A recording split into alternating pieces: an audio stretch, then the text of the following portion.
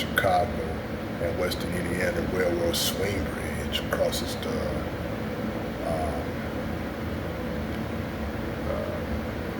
Chicago Sanitary Canal in Chicago, Illinois.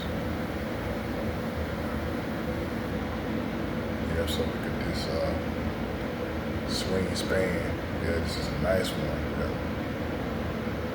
And I was built in 1899. Penn Pat through Truss, built in 1899.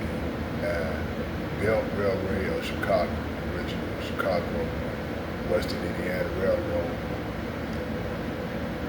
Platte through Truss Bridge over the Sanitary and Canal. Belt Railway, located in Chicago, Illinois. So, yeah, this bridge is for highway traffic. It's for railroad traffic. It swings for boats and ships, and it's swing back for rail traffic. It's located in Chicago.